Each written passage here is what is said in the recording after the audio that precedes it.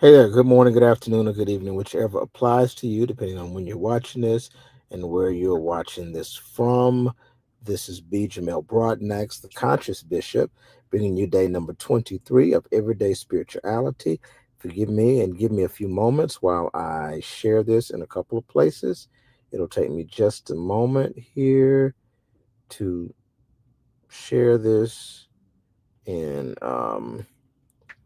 all of my places. Actually, Jesus. Actually, yeah.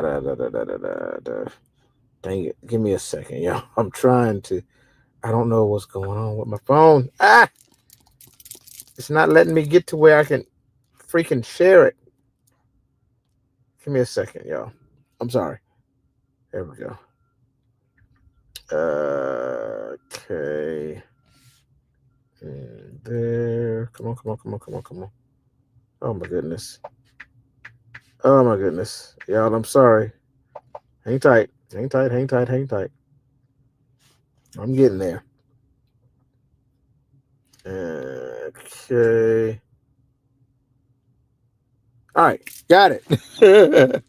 All right. So tonight, I hate to say this. I know I said we were going to go into more detail tonight about healing religious trauma. We're going to go into detail, but not as deep as I told you we would, because as you can see, I'm in my car. And the reason I'm in my car is because I'm charging and I'm still working and I've got to get to a customer, but I had to stop and charge my car. So while my car is charging, which is only going to be a few moments, I'm just getting enough charge to get finish this day up. So I'm going to go into this real quick. So I want to talk just a tad bit more about healing religious trauma. And last night we named it. We talked about what religious trauma is. We talked about what you feel in your body.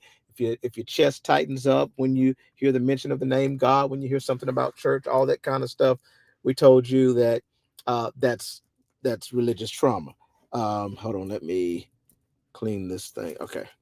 Um, so and some other things, but religious trauma. I want to say this: it's not about leaving God.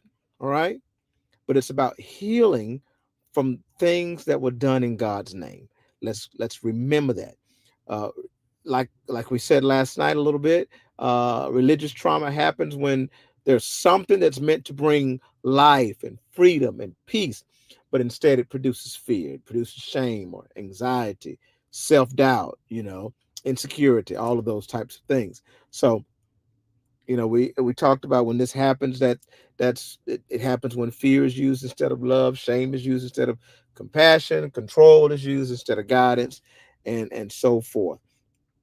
So in simple terms, religious trauma is when your body has learned to associate God with fear.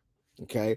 And not your spirit, but your body. It's not your spirit. Your body has learned to associate God with fear. So that's why some people, feel anxious when they pray, when they hear the name God, all these different types of things. That's why guilt shows up for no reason, and all of those things. And you know, so let's see how we want to do this. Uh, so let's uh let's talk about kind of what healing requires. And 5 minutes, I hate to do this, but 5 minutes because I got a delivery I gotta do. But just 5 minutes tonight. So healing religious trauma, first of all, it doesn't begin with more theology. More theology is not what you need. You hear me? Hey sis, healing religious trauma begins with safety, feeling safe. And here's the thing about healing religious trauma: it starts in the body, not in belief. One of the biggest mistakes that we make is we try to heal religious trauma by fixing our beliefs first. But trauma doesn't live in beliefs. Trauma lives in the body. It lives in your very cells, you see. That's why you can say, I know God is love, but you still feel fear. See what I'm saying? Because that trauma lives in your body. Um, and it doesn't mean that you lack faith. It just means that your nervous system uh, remembers danger, you see. But healing starts when your body learns that it's safe again. That's why now I'm not triggered by these things. I can love God again because my body has learned that it's safe. Now, let me say this, guys. I really got to get out of here, but I want to say, let me see what he said. Hold on.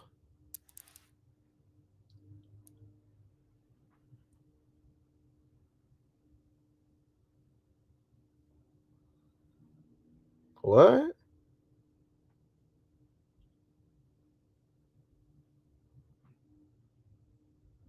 Hold on. I don't know what's going on.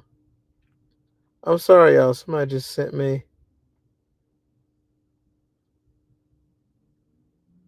I'm sorry. Somebody just sent me something. One of my customers. I'm trying to figure out what's going on. All right.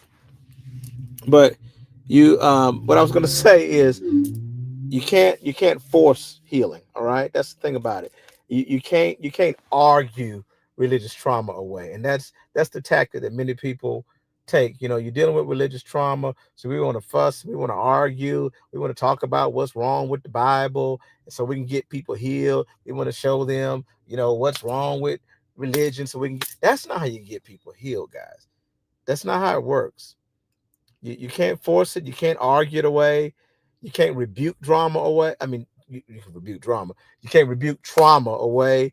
Um, you can't shame trauma out of you. You got to understand that if fear got installed in you slowly, then healing kind of takes place slowly or gently.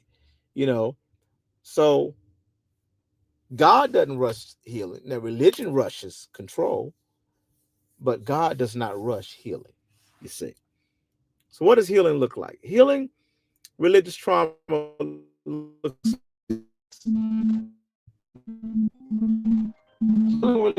looks like slowing down, breathing instead of forcing, questioning without guilt, resting without fear, listening to your body, giving yourself permission just to pause. You know, guys, I've got some stuff going on. One of my customers, I hate to do this, but I'm going to actually have to come back to this because I need to see what's going on with one of my insurance customers right now. Um, so I'm so sorry. I'm going to have to end this live because I'm getting something and I want to see what's going on. And I got to get this delivery done. So I will maybe be back tonight or we'll just have to finish healing religious trauma tomorrow. I love y'all. Good night. Got to go. God bless. I'm so sorry. No, I'm not sorry, but I apologize.